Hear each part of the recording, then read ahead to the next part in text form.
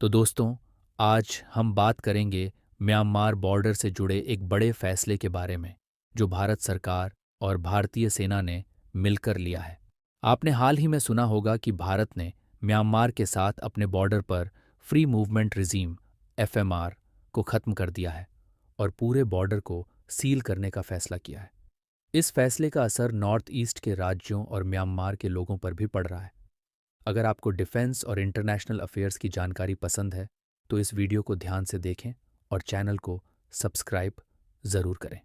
तो आइए इसे विस्तार से समझते हैं। भारत और म्यांमार के बीच लगभग 1643 किलोमीटर लंबी सीमा है।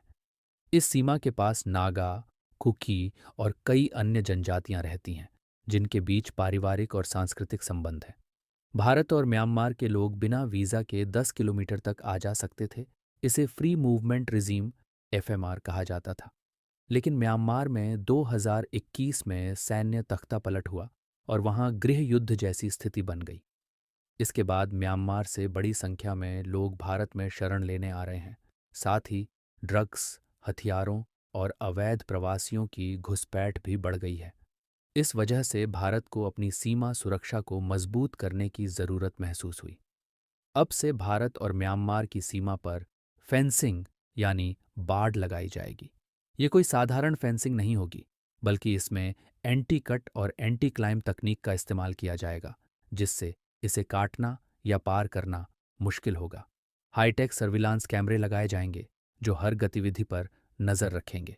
बॉर्डर पार करने वालों की बायोमेट्रिक रिकॉर्डिंग होगी और उन्हें एक क्यूआर कोड पास मिलेगा, जो सिर्फ 72 घंटे के लिए मान्य होगा। पहले की तरह बिना वीज़ा के बॉर्डर पार करने की छूट अब नहीं रहेगी। भारत सरकार द्वारा 31,000 करोड़ का बजट निर्धारित किया गया है, जिसमें 64 नई सड़क बनाने को भी शामिल किया गया है, जिससे असम राइफल्स के जवानों को गश्त लगाने में कोई परेशानी न हो। इस फैसले का विरोध कई लोग और जनजातियां कर रही हैं, खासकर नागा और कुकी समुदाय।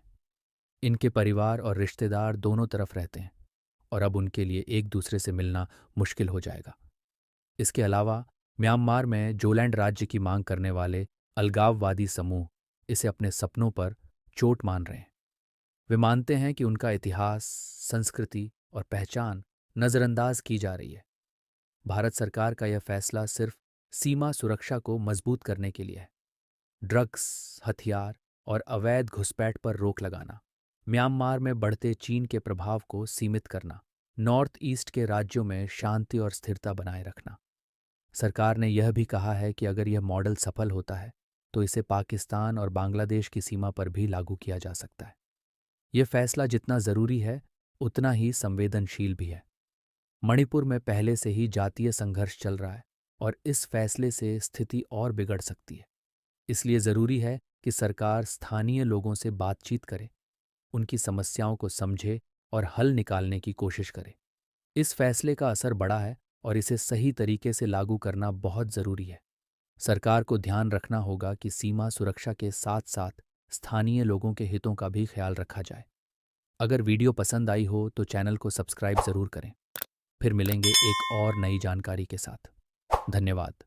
जय हिंद।